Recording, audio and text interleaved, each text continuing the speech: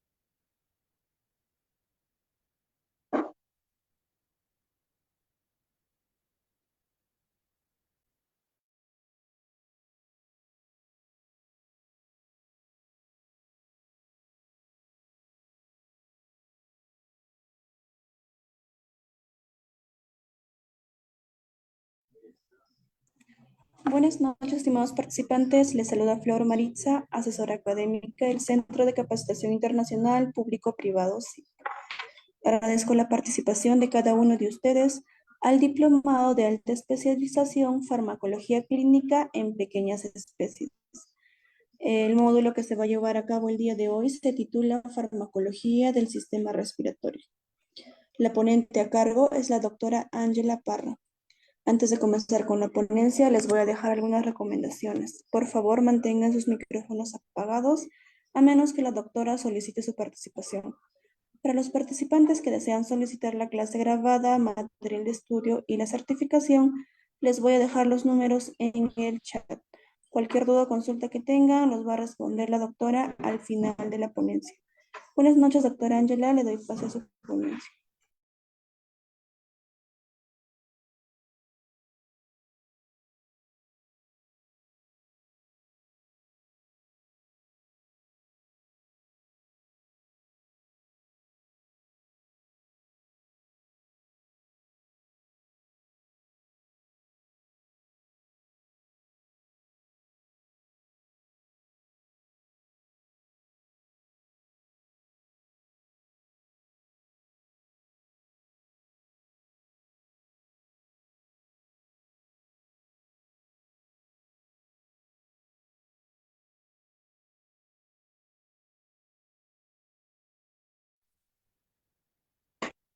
Muy buenas noches para todos. ¿Me confirman si me ven y me escuchan, por favor?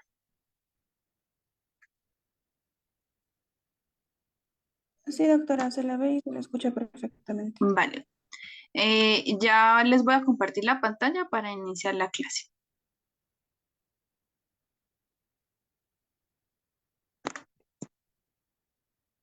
Ah,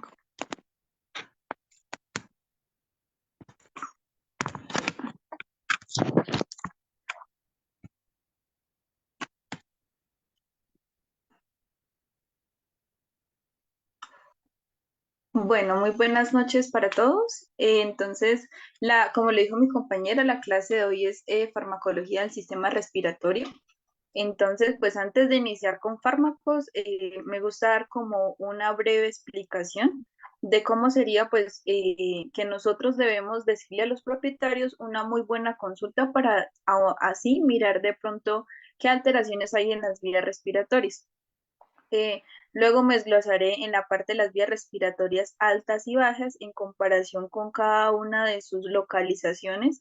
Posiblemente, qué tipo de enfermedades hay de referente a la sintomatología en la cual nosotros nos podemos guiar como médicos veterinarios. Y después de esto, unas pequeñas enfermedades que normalmente son más comunes en la clínica de pequeños, tanto para caninos y felinos, su respectiva etiología, manejo y su respectiva farmacología, para que me entiendan. Y a lo último, unos dos casos clínicos para que pues ustedes se puedan como familiarizar y saber pues de pronto qué hacer. Entonces, iniciemos. Entonces, para hacer una buena anamnesis, es importante pues que nosotros hagamos tener en cuenta una confianza con el propietario para que él pues nos pueda brindar información de cómo es la vida cotidiana de nuestra mascota.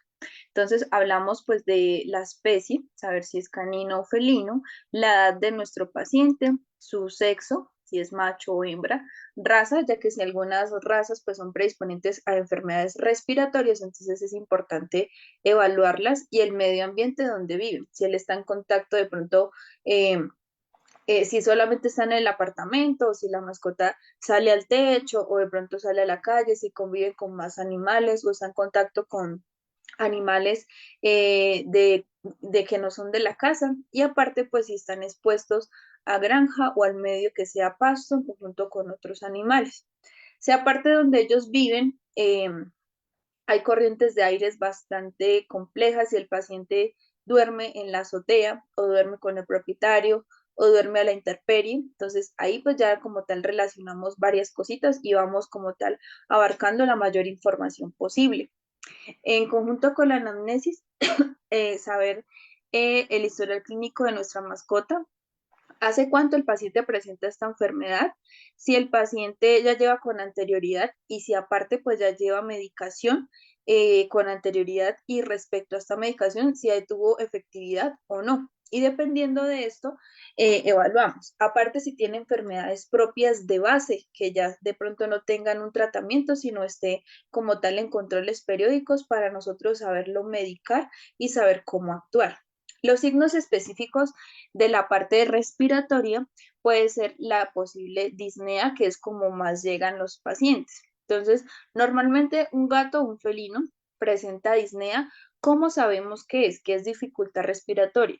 Ellos pueden presentar disminución de la respiración, entonces tornan una posición ortopnéica o una postura ortopnéica en la cual eh, la parte del pecho y sus miembros anteriores quedan totalmente extendidos y la parte del cuello y la cabeza siempre van a estar hacia la parte de atrás, o sea, caudal a la cola, para poder tener una buena respiración. A veces esta respiración es toracoabdominal o solo torácica, ¿sí? Entonces, esto me puede generar que el paciente tiene una dificultad y que aparte pues tiene dolor. Respecto de estos signos, puede ser una tos productiva o improductiva que me indica una tos seca o una tos con expectoraciones, ya sea secreciones mucopurulentas, transparentes o secreciones como tal de baba, ¿sí? Por así decirlo.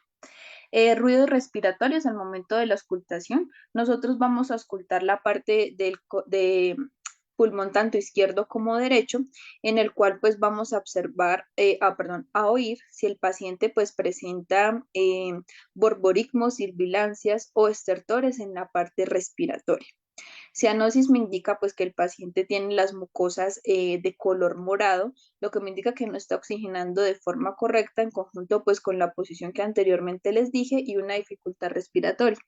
Entonces, normalmente pues las mucosas deben tener una tonalidad rosado húmedo. En estas se tornan cianóticas tanto la parte de la bucal, de la parte conjuntival y de la parte genitourinaria. Entonces, ahí ya me indica que el paciente no tiene una buena oxigenación. Acá les tengo unas signologías de forma médica que podemos nosotros distinguir y cómo saberlas nombrar cuando hay alguna alteración. Respecto a la parte de la respiración, recuerden que una inspiración tiene que tener una simetría tranquila y silenciosa sin ningún tipo de ruidos. Entonces, en la aspiración, lo mismo, simétrica y pasiva. Si el paciente hace una inspiración y expiración y se escuchan ruidos borborigmos, aún así sin auscultar el paciente, sino nomás con la posición y en que se encuentre, ya me indica que el paciente tiene alguna alteración a nivel respiratorio. La frecuencia cardíaca normal, tanto en caninos o en felinos, es de 17 a 30 respiraciones por minuto. En cachorros, normalmente a partir de un mes hasta los 3 meses, las respiraciones tienden a ser un poco mayores, de 17 a veces hasta 60 respiraciones por minuto, ya que están en crecimiento y en una formación sistémica. Después de esto, la normal debe ser de entre 17 a 30, tanto en caninos como en felinos. Taquipnea es incremento del ruido respiratorio, que es la sigla médica. Bradipnea es disminución del ruido respiratorio. Hipertermia es incremento de la productividad inspiratoria, que ya sería de pronto con la postura. Disnea, dificultad. Y a la auscultación puede ser normal o anormal. Entonces, normal, ellos presentan un murmullo vesical, que es lo normal que se debe auscultar la parte respiratoria. Me refiero al momento de su inspiración y expiración, que haya un pequeño borborismo vesicular, pero es normal. En cambio, si fuera normal, sibilancias, que se escuchan crepitaciones y borborigmos, que ya me indica que hay alguna congestión a nivel de estos dos órganos, tanto respiratorio, a nivel cardíaco o pulmonar, llegado el caso. Ya teniendo una buena charla con el propietario, haciendo el examen físico y clínico de nuestra paciente, entonces vamos a evaluar cada uno pues de los sistemas a nivel respiratorio, ¿sí? Entonces evaluamos que la parte nasofaringea vamos a observar que el paciente pues no tenga estertores, descargas nasales a nivel de ambas fosas y también aparte de la parte medial del lagrimal, que normalmente estas descargas vienen con alteraciones en la parte del lagrimal de los pacientes. La tos, si es improductiva o productiva, respiración con boca abierta. Si el paciente todo el tiempo está jadeando o tiene la boca abierta para poder respirar, lo que me indica que las vías respiratorias superiores e inferiores están alteradas. En la parte de la laringe, que de pronto el paciente con esta misma tos, pues miramos si es productiva o improductiva. Estriador y dificultad respiratoria, la posición que el paciente toma y cómo está respirando es nuestro mascota. Como les dije anteriormente, si es abdominal, tóraco-abdominal o solo abdominal. En la parte de la tráquea, si hay dificultad en la inspiración o expiración o en ambas, y aparte, pues si hay tos. Normalmente hay un reflejo, el reflejo tusígeno, que es normal, los pacientes lo deben hacer de forma normal. Si el paciente no lo hace o si lo hace después de haber hecho el reflejo o si hace mucho reflejo, pues ya me indica que el paciente tiene un problema respiratorio y necesita atención. Normalmente, ¿qué evaluamos después de esto? Entonces, las vías respiratorias inferiores, me refiero a la parte pulmonar de ambos pulmoncitos, si hay dificultad respiratoria, tos o sibilancias, que la confirmamos con la auscultación de nuestra mascota. El parénquima pulmonar, si hay taquipnea, dificultad en la inspiración-expiración, y aparte si hay crepitaciones, ¿sí? La cavidad torácica, si hay taquipnea, sonidos pulmonares atenuados o apagados, áreas de hiper o hiperresonancia a la percusión. Entonces, acá hay otro reflejo que yo realizo cuando los pacientes pues tienen este tipo de alteraciones bronquiales, que es la de la percusión. Entonces, normalmente es como si fuera un eco. Entonces, me explico. Nosotros cuando de pronto sabemos que nuestra mascota está timpanizada, nosotros ponemos dos dedos pegados en la parte abdominal y con otros dos dedos hacemos la percusión, ¿cierto? Entonces, ahí algunas veces suena hueco, lo que nos indica pues que hay abundante gas, ¿sí? Que lo hacemos normalmente pues en la parte abdominal. Esta se puede hacer en la parte torácica y normalmente el eco que se tiene que hacer se tiene que ver reflejado en el otro costado. Si yo hago la percusión a nivel derecho, se tiene que ver reflejada enseguida al momento izquierdo. Si yo hago el eco, perdón, si yo hago la percusión y no hay eco, en la parte posterior de estos dos lados ya me indica que el paciente tiene una obstrucción de la parte bronquial, ¿sí? Aparte pues de la auscultación que se le realiza al paciente. La pared torácica, ya pues el paciente va a tener una disminución de la distensión torácica y esto apreciada como tal movimientos abdominales y en las paredes torácicas, que no debe verse. Si el paciente tiene esta respiración en la pared, pues ya me indica que hay un proceso alterno en la parte respiratoria. Entonces, ya teniendo pues como una claridad de la parte clínica de nuestro paciente, de igual es importante recordarles una cosa. Si nuestra mascota llega solamente pues, que es lo evidente que tiene alguna respiración a nivel torácica o abdominal, o que ya sabemos que es una alteración respiratoria, es importante que nosotros de igual manera evaluemos todos y cada uno de los sistemas. De eso se compone la consulta médica, ¿sí? De evaluar por completo nuestra mascota, no solamente una porción o lo que nosotros vemos, con el fin de que de abarcar todo tipo de problemas que nuestra mascota presente y abarcar y solucionar de forma correcta. Entonces, después de la parte respiratoria, vamos a pasar a la parte abdominal, a la parte nerviosa, geniturinaria, a la parte osteoarticular y a la parte sensitiva de nuestra mascota, ¿cierto? Entonces, es importante abarcar todo. Ahora entramos, pues, dependiendo de estos síntomas, nosotros como médicos, ¿qué podemos llegar a pensar que nuestra mascota tiene, que nos llegue a consulta? Después de tener nuestros diagnósticos diferenciales, ¿cómo actuar y qué saber de esto? Pruebas para clínicas utilizar para confirmar esos posibles diagnósticos diferenciales que nosotros requerimos o que realizamos al momento, pues, de nuestra consulta. Entonces, enfermedades que causan tos. Bueno, nuestra mascota llega y tose demasiado, pero puede tener una tos seca o improductiva. Entonces, si las vías respiratorias superiores están afectadas, la tos seca que puede ocasionar que haya una inflamación laringea, una parálisis laringea, un colapso traqueal, una estenosis traqueal o una hipoplasia a nivel de la tráquea. Si el paciente tiene una tos productiva, puede deberse a un cuerpo extraño eh, y una neoplasia, que normalmente crezca en esta vía respiratoria. Si es en las vías inferiores que de pronto observamos una tos seca, me puede producir un síndrome traqueobronquial crónico, una bronquiectasia y un síndrome de asmático felino. Si puede ser una tos productiva, podemos observar que el paciente puede tener una traqueobronquitis infecciosa, una bronquitis crónica, una bronquitis alérgica, bronquitis felina neoplásica o un cuerpo extraño.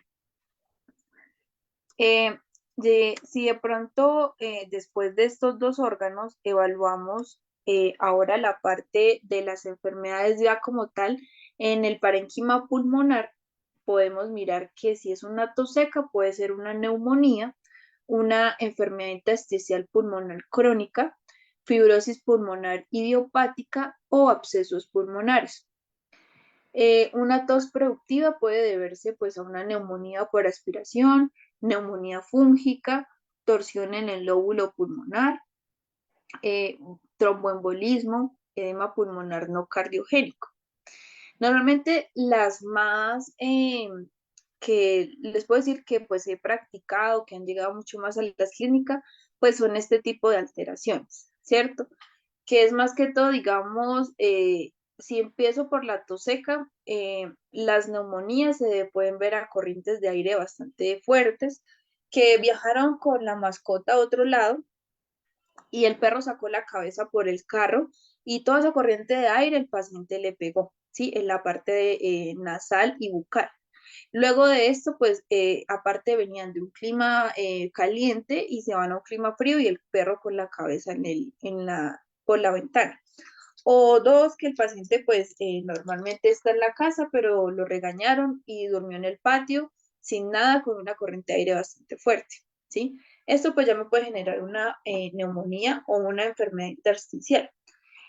Los abscesos pulmonares más que todo se dan en felinos cuando ellos se van al techo y se van a jugar con otros o a pelear con otros felinos. Normalmente ustedes saben que la carga bucal y la carga bacteriana a nivel bucal pues es bastante elevada. Entonces, si lo muerde, pues me puede generar que estas bacterias colonicen la piel generando estos abscesos y aparte porque están en esa posición, pues pueden llegar a afectarme la parte pulmonar o que lo hayan aruñado otro gato. Lo mismo, hay gran cantidad de bacterias a nivel de las uñas que pueden generar estos abscesos. Neumonía por aspiración no fúngica normalmente pues se debe de pronto a lugares o casas que son bastante húmedas, que tienen proliferación a nivel de humedad en tanto en el techo como en las paredes al lado de la cama. Eh, o aparte que tengan matas y que esas matas pues hace mucho tiempo no se hayan limpiado, un mantenimiento correcto, empiecen a llenarse de hongos o sí, o bastantes que estén en el ambiente que generen este tipo de alteraciones o una neumonía bacteriana por lo mismo, que puede ser, primero empieza con una neumonía de tos seca y si se deja avanzar mucho, pues ya se convertiría en una neumonía bacteriana. Eh, y normalmente cuando los pacientes ya son mayores de edad, generalmente pues empiezan a sufrir de la parte cardíaca. Entonces, esta funcionalidad del llenado del vaciado de sus válvulas a nivel mitral puede generar de pronto este problema cardíaco.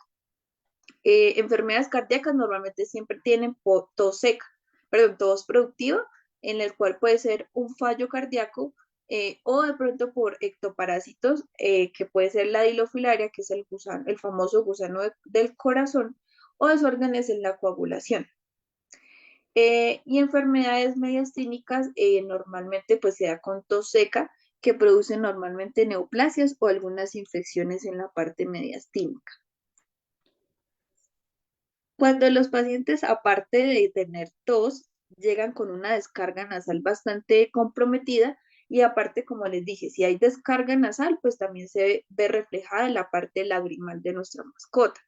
Entonces, puede ser normal, ¿sí? Una descarga tipo serosa que puede ser transparente, que puede estar hasta ahora iniciando un proceso inflamatorio a nivel pulmonar o una bronconeumonía o una neumonía primaria, ¿sí? Si es viral, entonces ya esta descarga nasal es mucopurulenta y aparte, pues podemos llegar a pensar en que herpes virus felino, el calicivirus, influencia del virus canino, si fuera bacteriana, siempre va a tener una descarga mucopurulenta y normalmente pues es secundaria a alguna enfermedad que anteriormente el paciente haya tenido.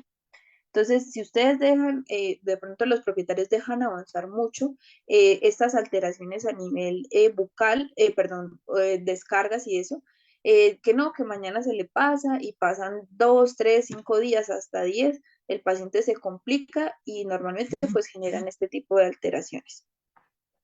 Infecciones por hongos, descargas, tipo de descargas mucopurulenta y puede ser por aspergilos, Cryptococcus, Penicillium o Rinispodidio, que son hongos que más que todo están en el ambiente por la humedad que puede ocasionar en casa o en el hogar, ¿sí? Parásitos nasales, puede ser por descargas mucopurulentas y normalmente en caninos se da la capilaria, que es el gusano que más como tal da en la parte nasal y también se ve reflejado en algunas ocasiones en la parte del ojo, en la parte del cristalino. Y este gusano normalmente pues se adquiere, o este parásito, perdón, eh, por campo abierto, donde está en la parte del pasto, el paciente lo puede inhalar o este puede atravesar la barrera de la piel, llegando pues específicamente o colonizar principalmente la parte nasal y la parte ocular. Otra descarga nasal que podemos llegar a pensar que el paciente pues tenga un cuerpo extraño, ¿sí? Ya sea y generalmente pues genera algo mucopurulento. Entonces, esta enfermedad, perdón, este cuerpo extraño que el paciente adquirió, ya sea que lo haya consumido o inhalado, el cuerpo siempre va a reaccionar con los glóbulos blancos, que son las primeras células de defensa, y van a atacar o a fagocitar ese cuerpo extraño. Entonces van a generar esta secreción o esta descarga como mecanismo de defensa por este cuerpo extraño que los está invadiendo. Lo mismo pasa con las neoplasias, donde están creciendo. Si de pronto es en la parte nasal, puede ser una neoplasia en la parte de los conductos respiratorios o en la parte frontal, o ya sería después de las vías respiratorias bajas. También puede generarse los famosos pólipos, que estas descargas son mucopurulentas y traen demasiada sangre en algunas ocasiones. Y esta neoplasia puede ser de pronto maligna, como sarcomas, carcinomas o un linfoma maligno en la parte como tal nasal. Entonces, lo ideal pues para descartar esto ya sería solo con biopsia, durmiendo un poco el paciente, sedándolo, tomando una porción de esa posible masa y mandando la biopsia para confirmar o descartar nuestros diagnósticos diferenciales. Una extensión de la enfermedad oral, normalmente acá yo también resalto mucho pues la muela carnicera, ¿sí? Que se llama, o también los abscesos en la parte dentaria. En humanos, de pronto para que me entiendan, son los famosos conductos que nos realizan cuando la parte pues ya de caries colonizan a nivel de la raíz de los dientes. Lo mismo pasa en ellos. Cuando generan ese tipo de sarro y cálculo dental que abarca demasiado la mascota y ya pues se vuelve una piedra totalmente azulosa con gingivitis superior e inferior en la parte bucal, entonces estas caries migran a nivel de los nervios de las muelas generando pues abscesos. Entonces eso genera dolor y ese pus puede migrar hacia la parte respiratoria generando en algunas ocasiones o en ambas alteraciones sinusitis o enfermedades respiratorias por las vías nasales. Una fístula oronasal, si el paciente de pronto consume un hueso, se astilló el diente y este genera un conducto a nivel dentario que está en contacto con la vía respiratoria. Entonces se va a extender esta infección a la parte respiratoria. Y deformación del paladar, normalmente pues esto se da también en los gatos voladores que se tiran a veces del tercer, cuarto piso y normalmente el primer golpe que reciben aparte de una fractura es la ruptura del paladar elongado o el paladar blando. Entonces, este paladar, pues normalmente en algunas ocasiones se genera algún tipo de sutura o algunas veces permanece abierto. Entonces, ahí ya hay comunicación con las vías respiratorias donde el paciente pues puede migrar o extenderse esta enfermedad, generando pues este gran tipo de bacterias y genera secreciones mucopurulentas.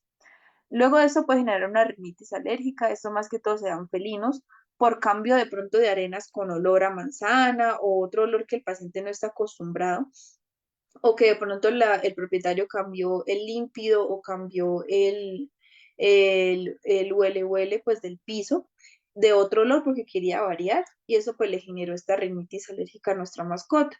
Entonces, esto se puede ver alterado en esta ocasión, más que todo en felinos, que empiezan con abundantes estornudos, después de estos estornudos, los ojos cerrados, que con secreción mucopurulenta por la misma rinitis, ¿sí?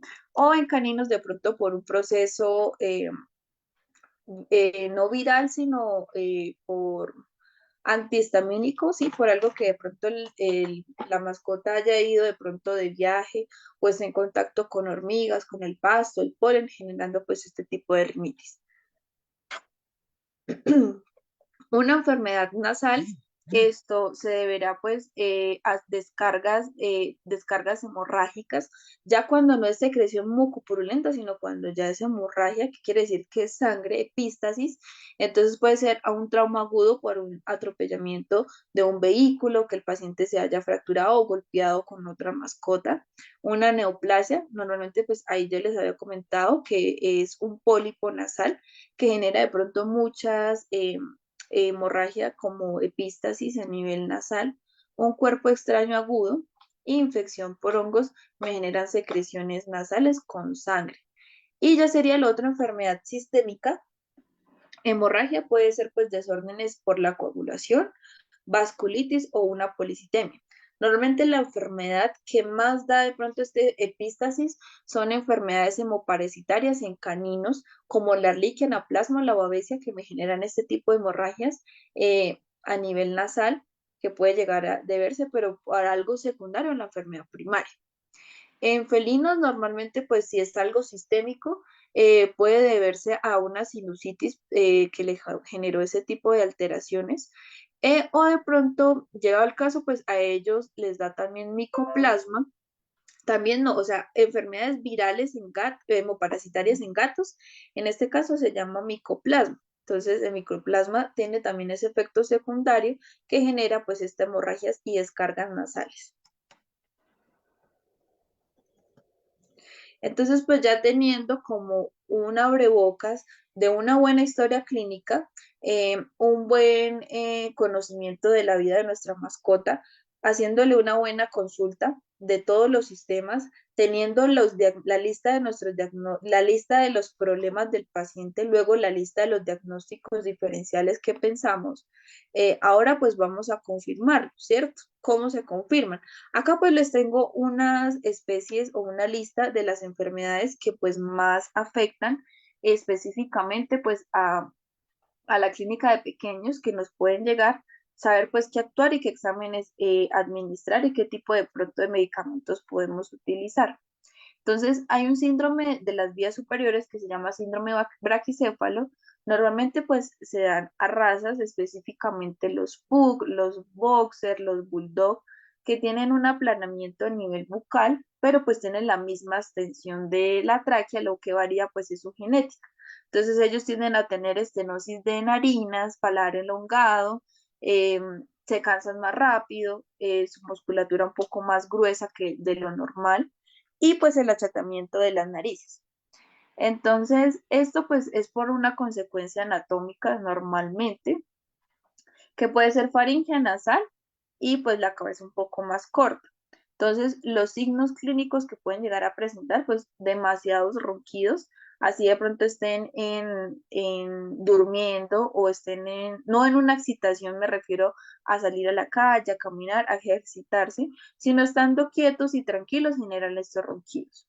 Cianosis y síncopes por el ejercicio, entonces normalmente pues esta cianosis, coloración de color morada en la mucosa bucal, vagina, geniturinaria o en la parte ocular, se tienden a tornar morados.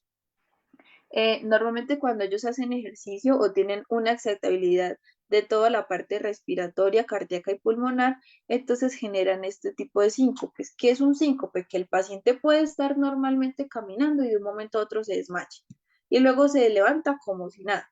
Entonces esto se da por no tener una buena oxigenación en la parte cerebral de nuestra mascota, generando que tenga esta cianosis, disminución de la parte respiratoria o la hemoglobina, que es la que nos va a oxigenar ese hematocrito para poder solventar los requerimientos sistémicos de la mascota.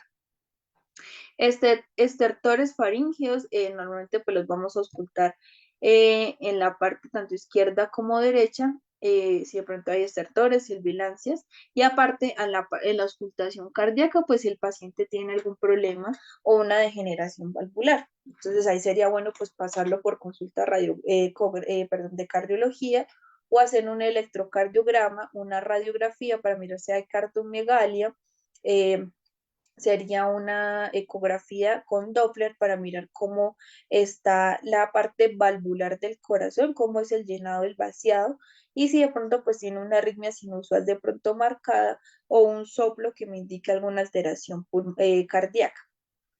El diagnóstico, pues como les dije, tener una buena historia clínica de nuestra mascota, llevar al cabo pues que nuestra mascota un diario vivir completo si ahí tiene enfermedades anteriores, visualización directa del paladar elongado y pues plenamente quirúrgico. Entonces, ¿qué pasa? Si ustedes evalúan la sintomatología de nuestra mascota, ¿qué va a pasar? Lo ideal en estas mascotas, lo que yo les recomiendo, pues uno es ponerle oxigenación, ¿sí? A la mascota. Ya que tiene una cianosis bastante marcada, entonces vamos a ponerle oxígeno a nuestro paciente. Si es necesario, si lo ven bastante mal, pues ponerle un tubo endotraqueal para mejor respiración y que el paciente no me vaya a entrar en paro. Si el paciente está medianamente estable, pero tiene ese tipo de cianosis, oxígeno, y aparte se pueden agregar, lo que yo también realizo es aplicarle unos puff de beclometasona o salbutamol, que son unos broncodilatadores que pueden ser de uso humano para ayudarme a abrir un poco la parte bronquial y que el paciente tenga una mejor oxigenación. Eh, Poner una vía de hidratación en conjunto con líquidos para que el paciente se pueda compensar con esa pérdida de pronto de síncopes o cianosis o dificultad respiratoria. Ya teniendo un poco más estable, eso sería pues como tal lo básico, si no es necesario que de pronto ustedes administren que antibiótico, que protector gástrico, pero todo depende de lo que ustedes vean en consulta, si de pronto es necesario para el paciente. Si de pronto solo es esa urgencia, lo ideal, lo principal es la oxigenación y un broncodilatador. Llegado el caso de que ustedes después de hacerle una buena oxigenación, pueden hacerle una nebulización con un broncodilatador. Lo que yo les recomiendo o lo que yo uso normalmente, pueden administrarle 0.5 de flumucil, 0.5 de hexametasona y de pronto de salbutamol, que es de uso humano, se puede combinar. Lleva al caso que ustedes quieran agregarle un antibiótico, el medicamento de vías respiratorias de elección es la gentamicina. También pueden utilizar 0.5. Entonces, este 0.5 de cada medicamento lo ponen en una sola jeringa combinado con 2 ml de cloruro o lactato y ponen a hacerle nebulización al paciente. Normalmente ustedes pueden generar una nebulización. En un día pueden hacer 5 nebulizaciones con un intervalo de 1 o 2 horas cada una para que el paciente se estabilice, ¿sí? Pero la única corrección, si ustedes tratan de esa manera la urgencia, la única corrección puede ser de la parte quirúrgica. Entonces, ¿qué es la parte quirúrgica? Que le corrigen el paladar elongado de esa mascota o que esa estenosis de las narinas se la puedan de pronto corregir con la cirugía ampliando el conducto respiratorio para que el paciente pues llegue más cantidad de oxígeno y no se ahogue en la parte de caminatas. Pero esa sería como la urgencia y los medicamentos que podemos utilizar en el momento con estos pacientes braquicéfalos. La otra enfermedad es la parálisis laringea, ¿sí? También es bastante común y se da mucho pues en caninos. Entonces, esta es producida por alteración de la inervación de los músculos intrínsecos de la laringe. Entonces va a causar un déficit en la abducción y la aducción de los cartílagos aritenoides y los pliegues bucales. Entonces, esta es abrir y cerrar, abrir y cerrar. Entonces, hay una parálisis. La etiología de esto puede ser por dos causas. Puede ser adquirida o congénita. Entonces, la congénita puede ser por razas comunes, que normalmente pues, se puede dar en estas razas, que serían los dálmata. La primera son los flandes, el dálmata, el husky siberiano o el malamut también, el rottweiler o el bull terrier inglés, que tienden a pretender este tipo de alteraciones, pero ya sería por genética, ¿sí?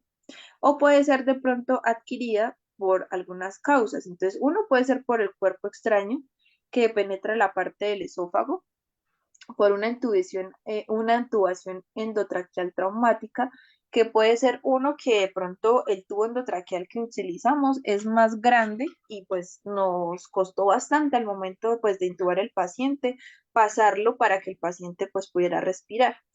O lo que al momento pues de la intubación y el procedimiento que vayamos a realizar, cualquiera que sea, el paciente tuvo mucho movimiento durante la cirugía, la cabeza para un lado, para el otro. Entonces esto genera una inflamación de los cartílagos de la tráquea por la intubación.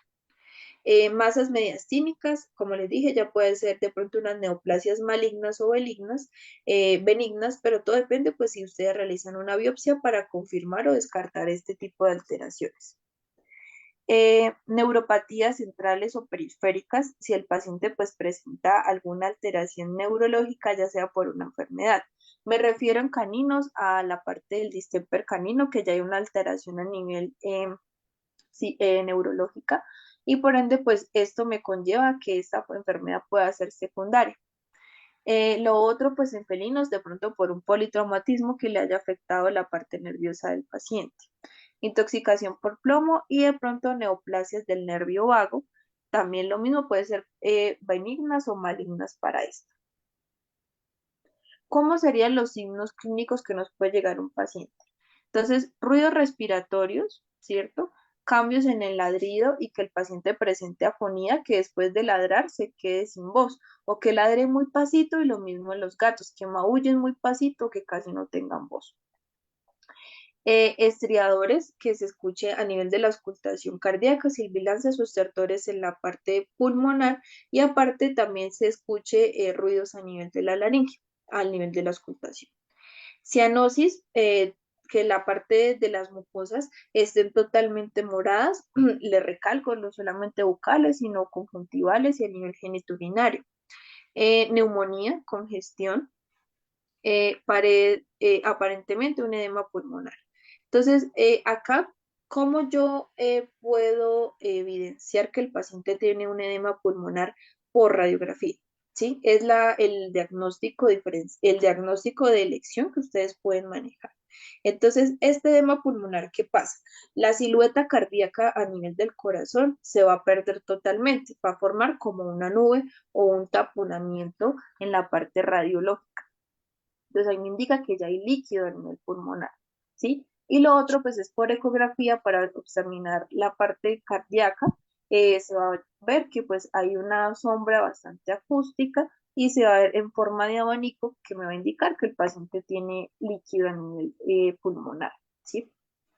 Eh, el diagnóstico pues puede ser por varios medios. Entonces, uno pues es por un laringoscopio, ¿sí? Al momento pues de nosotros entubar, tenemos el laringoscopio, entonces miramos si la parte de la laringe se mueve, si hay abducción o aducción, o, eh, eh, y por ende pues me va a indicar que pues hay una parálisis, ¿sí? Esto puede serse bueno, ahí se van a ver la parte de los cartílagos. Lo otro, pues, es con ecografía, ¿cierto? y una electrominografía. Entonces esto ya es como tal con un líquido que se realiza este electromiografía para mirar si el líquido corre por los movimientos de la tráquea, ¿sí? O la ecografía si también hay movimiento. El otro que es de elección es una endoscopia, que es con una cámara a nivel interno, pues se va a observar, que también esta es muy común cuando hay objetos extraños que se pueden sacar directo con esta visualización de la cámara. Entonces ahí lo vemos pues en la pantalla si la parte de la tráquea, perdón, de la laringe se mueve o no. Y pues esto es plenamente pues quirúrgico, o lo otro que podemos administrar de medicación es de pronto protectores neurológicos, si de pronto observamos, como les dije anteriormente, dependiendo de si se adquiría congénita, medicaciones, ¿sí? Entonces uno puede ser lubricación para la tráquea, perdón, para la laringe, esto que podemos administrar medicaciones como medicamentos mucolíticos, ya puede ser Miertel 2, puede ser Mucochen, Flimucil, o hay otro medicamento que se llama, que es de uso humano, que es la paracodina. Entonces, este medicamento me va a lubricar un poco porque si está totalmente quieta, pues va a generar deshidratación e irritación y que nuestra mascota tienda a toser mucho. Entonces, esto me va a ayudar a lubricar, ¿sí? Eh, lo otro, pues, es a nivel nervioso, medicamentos como el Neurobión es muy bueno, que son para protectores neurológicos, tanto en caninos o felinos. Este medicamento, pues, es de uso humano, se puede suministrar y darle evolución, ¿sí? Eh, Normalmente pues en ellos es complicada la alimentación, normalmente pues siempre se les tienden a poner sondas nasogástricas para su alimentación mientras se instaura un tratamiento antes para de pronto no generar una broncoaspiración por lo mismo. O lo otro pues ya sería la parte quirúrgica como tal de los cartílagos de la laringe. La otra pues es un colapso a nivel traqueal. Entonces, este puede ser producido por un aplanamiento dorsal de la tráquea asociado a traumatismos, ya sea como masas comprensivas por una hipoplasia traqueal o una traqueomalacia. Los signos clínicos que podemos evidenciar por el colapso traqueal, entonces puede ser una tos leve, que empeoraría a medida y evolucionaría la enfermedad, intolerancia al ejercicio, disnea, cianosis con colapso, el paciente tendría náuseas y parálisis laringea. En este caso, pues se daría como en un 30% después de esta enfermedad, ¿sí? En algunos casos, ¿sí? No es muy común, pero se puede diagnosticar. Los diagnósticos, vamos a observar una radiografía, entonces esto va a haber aplanamiento dorsal de la luz de la tráquea. Entonces, esa estenosis que normalmente se ve de forma continua en la tráquea, va a haber tener una disminución, ya sea en cualquier porción, ya sea caudal, medial o craneal, de la posición de la tráquea. Deben valorarse pues en inspiración y expiración para saber qué cantidad de aire pues está obteniendo nuestra mascota para que esta disnea, este colapso pues se pueda observar. El diámetro de la tráquea debe ser 3 veces al diámetro del tercio. Entonces normalmente, me explico, si la parte caudal tiene una medida, esa misma medida debe permanecer en todo el resto de la tráquea, ya sea medial o caudal, ¿vale? Y esto, una traqueobroncospía es lo mismo que yo les había comentado para una endoscopia, para observar de forma correcta las paredes de la tráquea. Este puede ser quirúrgico, en el peor de los casos, pues se pone un stent que va a compensar esos cartílagos de la tráquea de forma quirúrgica como reemplazo. Este stent, pues, bueno, esa cirugía acá es bastante costosa. Acá en Colombia se ha hecho y pues han tenido muchos resultados efectivos para que los pacientes pues no tengan ese tipo de síncopes. Lo otro que podemos administrarle ya pueden ser pues de pronto antitusivos, butorfanol o hidrocodona, que son medicamentos pueden ser de uso humano, se pueden utilizar a estas dosis. El butorfanol a 0.55 cada 6 o 12 horas dependiendo del cuadro. Hidrocodona a dosis de 0.22 miligramos cada 6 a 12 horas. Broncodilatadores, ahí pues yo les había comentado unos que son de uso humano, puede ser el salbutamol, hay otro que se llama beclometasona, también es muy bueno, o estos otros dos que es la teofilina y la terbutelina. Esta se utiliza dosis de 10 miligramos cada 12 horas y la terbutelina de 1 a 2.5 miligramos vía oral cada 12 horas. El glucocorticoides es para la parte de desinflamar y también va a ser un broncodilatador. Se puede utilizar a dosis de 0.25 cada 12 horas o 24 horas. Normalmente en estos casos lo importante de esta prednisolona es que ellos no me generen después un daño secundario renal. Entonces ahí yo hago una curva a nivel renal para que los pacientes no al futuro no tengan un daño renal. Entonces la primera dosis que manejo es un poco más alta de la que les mencioné acá, a dosis de 0.5 miligramos los días 1, 2 y 3. Luego el día 4, 5 y 6 sí manejo esta dosis a 0.25 y luego los días 6, 7, 8, 9, que serían los otros 4 días, manejo esa misma dosis a 0.25 pero cada 48 horas. Entonces esa es la curva que normalmente manejo para que los pacientes no tengan daño renal. ¿Sí? Pero siempre y cuando pues se puede evaluar la funcionalidad renal porque si ya existe la voy a empeorar. Sedantes, pues azepromacina, llegado el caso que el paciente esté muy excitado, muy inquieto y no me deje de pronto familiarizarme un poco con, con el caso y pues para que de pronto tenga una mejoría durante las nebulizaciones o lo que le vayamos a realizar. Lo otro pues que siempre pues pasa es una bronquitis crónica, ¿cierto? Entonces esto se ve por inflamación de las vías respiratorias con hipersecreción en la parte mucosa, más frecuentes en perros de raza pequeña y edad media avanzada. Los signos clínicos con esta bronquitis es tos productiva persistente. Los pacientes presentan náuseas y producción de esputos, que ya serían secreciones con sangre o con saliva o mucopurulentas.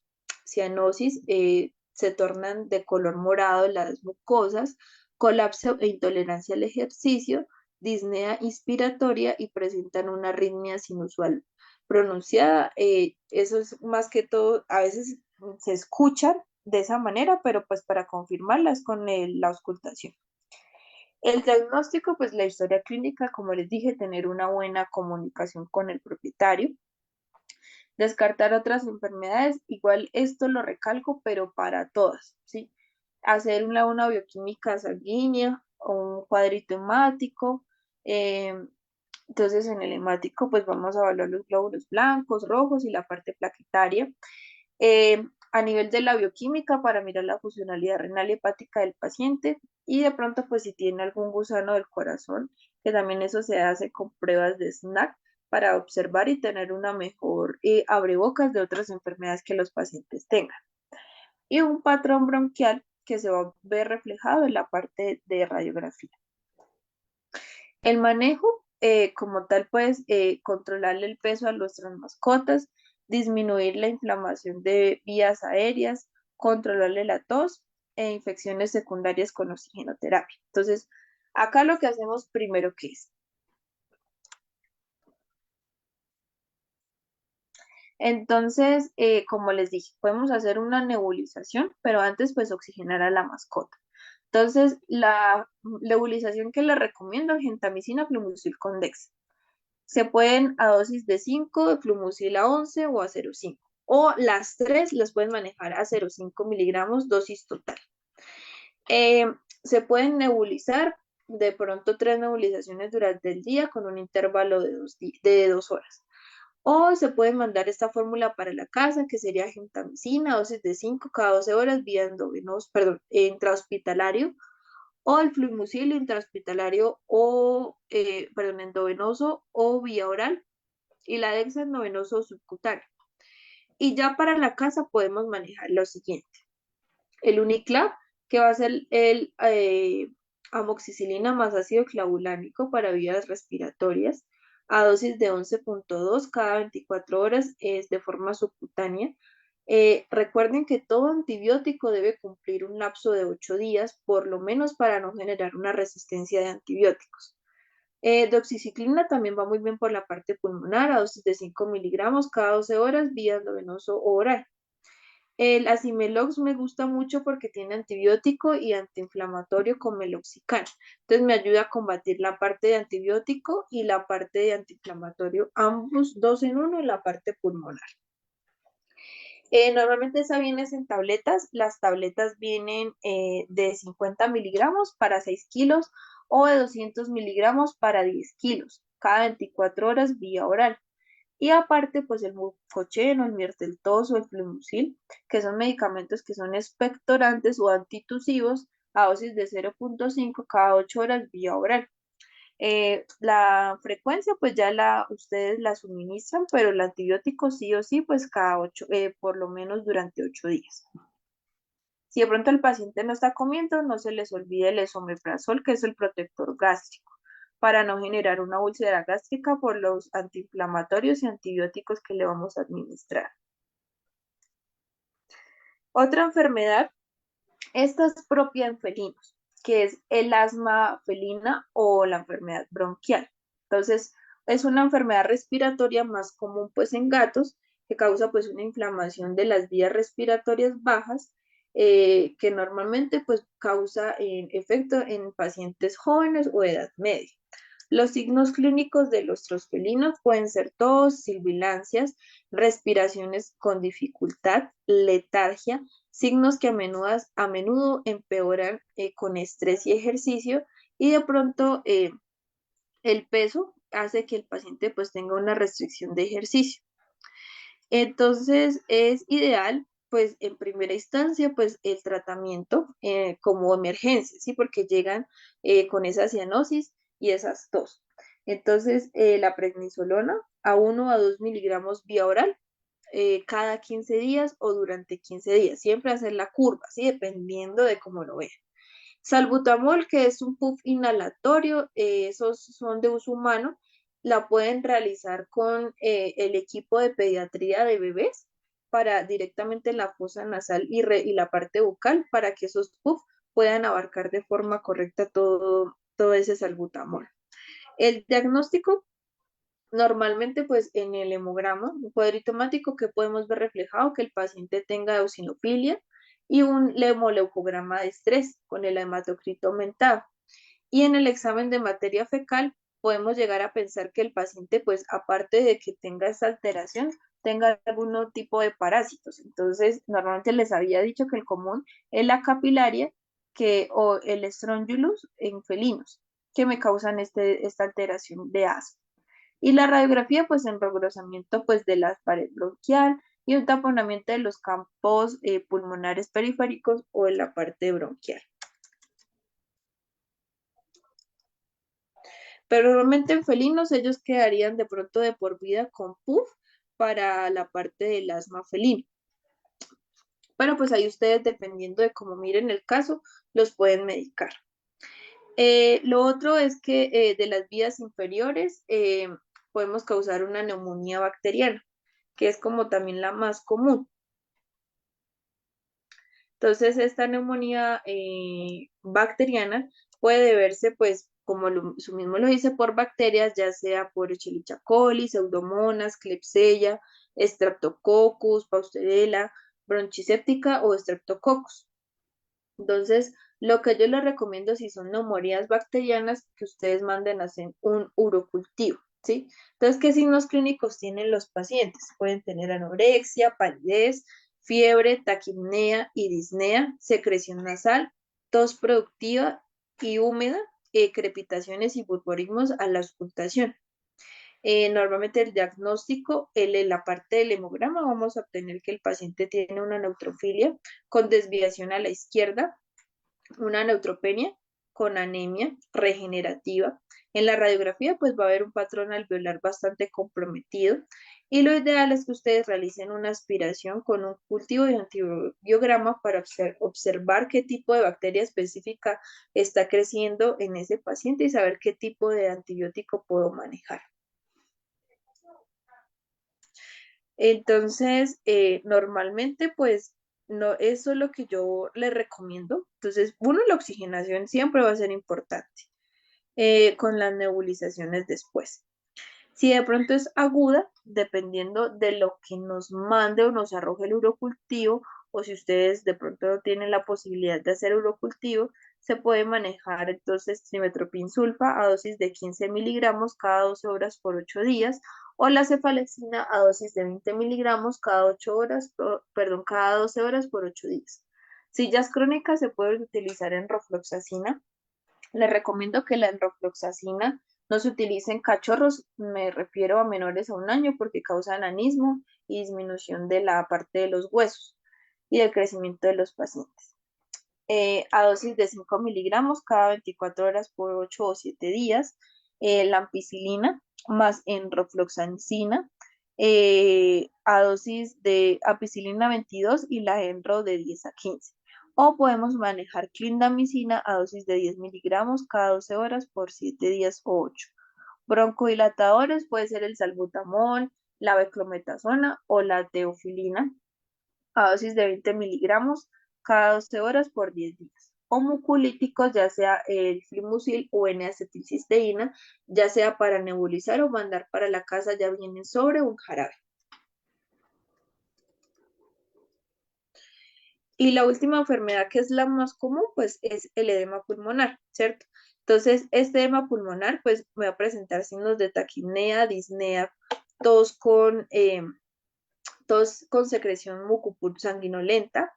El paciente tiene postura ortopnéica, a la auscultación hay sonidos respiratorios húmedos, a la auscultación cardíaca presenta soplos sistólicos y edema cardíaco. Entonces, esto puede deberse, como les dije, a un problema cardíaco o no. Entonces, si hay un problema cardíaco, tipo cardíaco, normalmente pues va a estar elevada como tal la presión sistémica del paciente y va a haber una sobrecarga y el diagnóstico puede ser por radiografía con un patrón alveolar bastante comprometido y difuso. Entonces ahí se va a ver en radiografía el edema y aparte si hay cardiomegalia. Cuando no es cardiogénico, entonces normalmente pues van a haber de pronto lesiones a nivel vascular, pero en este caso puede haber solo distrés respiratorio, más no esa posición ortopnéica y de pronto se va a ver cardiomegalia en la parte de radiografía. Lo ideal, el oxígeno, diuréticos como la furosemida que me van a ayudar a evacuar por la orina todo tipo de líquidos a dosis de 1 a 2 miligramos o a dosis de 2 a 8 miligramos por hora, ¿cierto? Vasodilatadores se pueden, como la hidrocortisona o hidralacina a dosis de 0.5 a 2 miligramos, vía oral cada 12 horas. Dependiendo si tiene una enfermedad cardíaca, entonces el paciente necesitaría medicación del corazón. En este caso podemos evaluar el enalapril a dosis de 0.5, benacepril a dosis de 0.25 y ramipril a dosis de 0.125. Que eso ya sería de por vida dependiendo del paciente. Ahora pues vamos con 2 casos clínicos en los cuales pues quiero que ustedes participen. Esta es un pacientico que el paciente llegó con tos productiva, un paciente más o menos de unos 2 a 3 años. Al momento pues él de su inspiración y expiración generaba ruidos, aún así sin ocultarlo, mucosas un poco cianóticas, entonces le hicimos esta placa radiológica, entonces quiero que ustedes la examinen y me digan qué tiene, qué posibles diagnósticos diferenciales ustedes pueden obtener con esta plaquita. Me parece que en la radiografía se ve como un edema pulmonar, como si el volumen del pulmón como tal disminuyera. Veo también en la radiografía también veo como como si hubiera algo de tejido allá necrótico en la parte de arriba. Veo como una infección bien crónica ahí en esa parte del pulmón y también veo fluidos ahí en alguna parte. Ujú. Muy bien. Entonces, es correcto. Entonces, a nivel pulmonar, normalmente la parte pulmonar debe verse un campo totalmente limpio, de un color radiolúcido. Sí, aquí se ve radio opaco, que me indica que hay congestión en la parte bronquial. ¿Sí? El corazón se ve aplanado, ¿cierto? Más que todo en la parte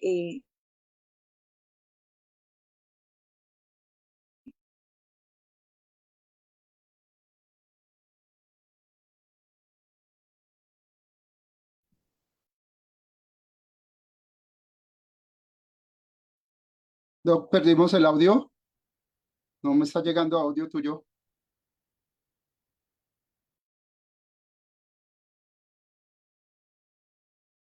No, no se escucha el audio. Doc, ¿me escuchas? ¿No te llega el audio? ¿Alguno de ustedes le llega audio de la doctora? No, no llega. Escribámosle por el chat.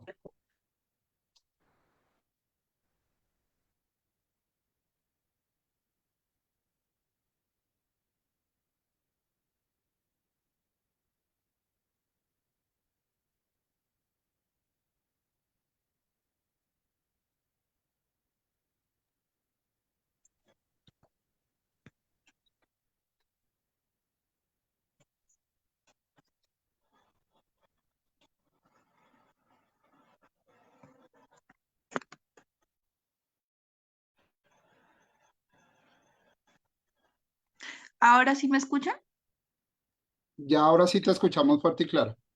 Ah, ok. Vale. Ya les vuelvo a compartir la pantalla.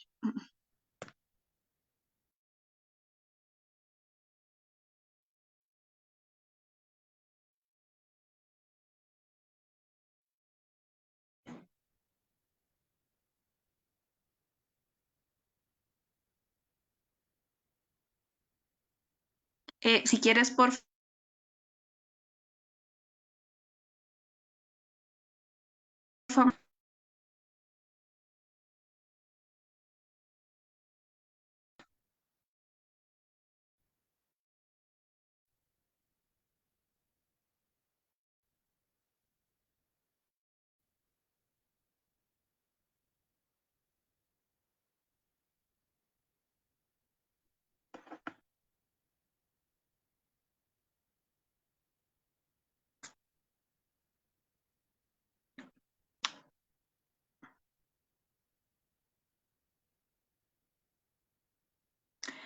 Mm, bueno.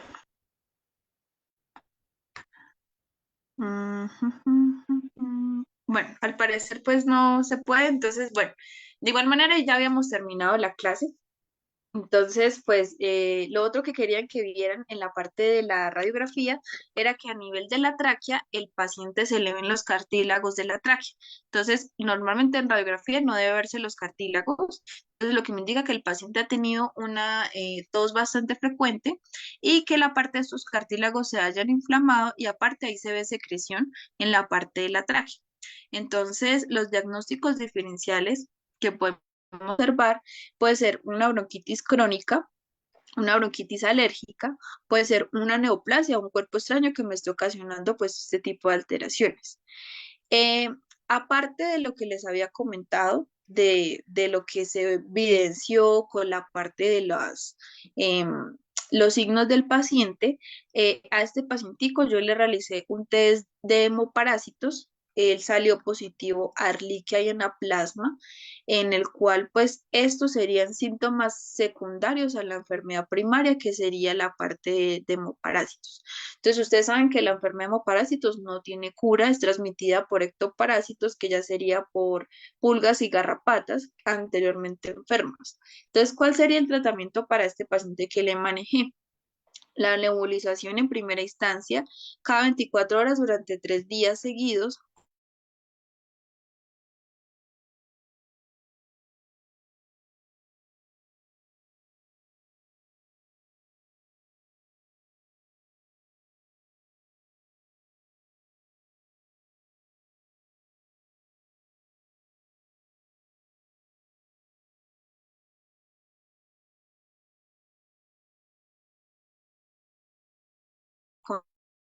para la casa, el de elección para la arliquia es la doxiciclina. Mínimo debe ser por 28 días para que el paciente tenga efectividad. Expectorantes como el mucochén o el flumucil o el miertel-tos, protectores hepáticos porque le estoy dando un antibiótico y protectores gástricos en conjunto con vitaminas y minerales. Entonces, ese era pues lo que les quería compartir de la clase, ya que pues al último no pudimos conversar de la parte de la placa. Entonces ahora pasamos a la parte de preguntas, si alguno tiene alguna duda o inquietud respecto a la clase, entonces con mucho gusto los escucho.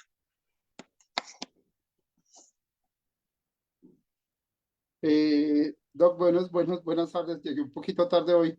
Eh, la semana pasada atendí una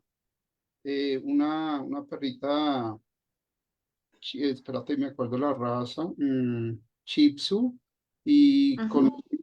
con sobrepeso, con un sobrepeso bastante, estaba casi 6 kilos por arriba, una Shih Tzu y una Pug, por encima de 6 kilos por encima de su peso ideal y pulmonarmente mal. Vi que tú cuando llegué tarde estabas diciendo que es importante el control de peso. Yo se lo dije a la dueña de la mascota, pero pues ella, a una de las dueñas hizo como caso omiso de eso y hoy me volvió a llegar la perrita consulta igual. La otra sí le bajaron ya paulatinamente el peso y la otra no, pues yo me atreví a decirle a la señora que ahí lo probable que iba a pasar era que la perrita de pronto en algún momento sufriera, por tú lo dijiste anteriormente, un paro cardiorrespiratorio y muriera, que es lo más posible porque ella no le balanceó la dieta. Pienso que ya un momento llega que la medicación ya no va a funcionar si no hay control de la dieta. ¿Me equivoco en esa parte? Bueno, o sea, uno de los factores principales pues va a ser el peso, ¿sí? Porque uno va a generar intolerancia al ejercicio, que el paciente se vuelva un poco más tranquilo, ¿sí? Normalmente esto sucede después de la esterilización, que la carga hormonal se regula, ellos se vuelven un poco más pasivos y más tranquilos. Entonces, la tos o el patrón bronquial, como te dije, tienes que saber la causa primaria, ¿sí? Entonces, ahí yo te dejé varios, como tal, diferenciales para que tú los puedas diagnosticar. Entonces, uno puede ser que el paciente tenga enfermedad cardíaca y que por eso el paciente siempre tenga ese colapso traqueal o esa patrón bronquial a nivel pulmonar. O dos, que el paciente pues tenga, como yo te dije, este casito que me llegó, igual que tenía esas enfermedades respiratorias, estenosis y no mejoraba y no mejoraba, y pues resultó ser positivo a enfermedades hemoparasitarias. Si yo trato el parásito, el paciente me mejoró casi en un 90%. Entonces, es algo secundario a una enfermedad primaria. Lo otro, pues puede ser algo bronquial, me refiero a alguna bacteria, entonces puedes hacerle un urocultivo para que, de pronto, si le estás dando algún antibiótico y está generando resistencia, saber qué tipo de bacteria está produciendo esa parte pulmonar y saber qué antibiótico sería el ideal, ¿sí? Pero entonces no solamente te dejes llevar por un solo síntoma, sino abarca todo completo. Vale, Doc, muchas gracias. Vale.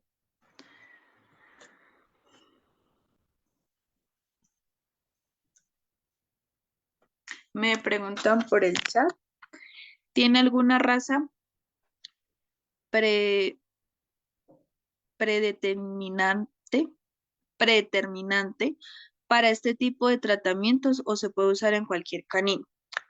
No, la medicación que yo les manejé se puede utilizar para cualquier raza, ¿sí?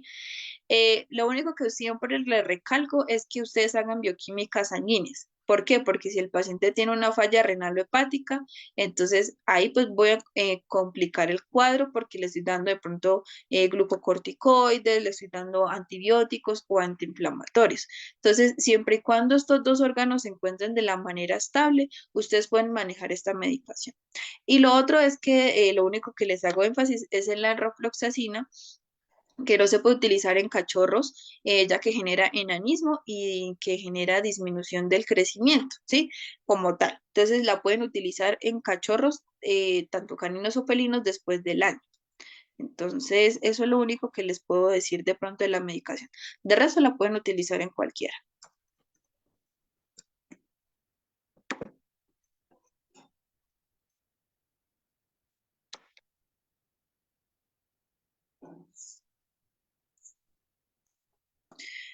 Bueno, muchachos, entonces, si no hay más preguntas, recuerden que el material se los comparto con la asesora, ella se encargará de que ustedes lo tengan en conjunto con los certificados. Entonces, si de pronto tienen alguna otra duda o inquietud o algún otro caso que de pronto ustedes desean compartir, con ella lo pueden hacer y yo con mucho gusto en el transcurso de la semana se los puedo contestar. Em, Espero que pasen una feliz noche. Un saludo pues desde Colombia y espero verlos en otra oportunidad. Gracias, doctora, muy amable. Bueno.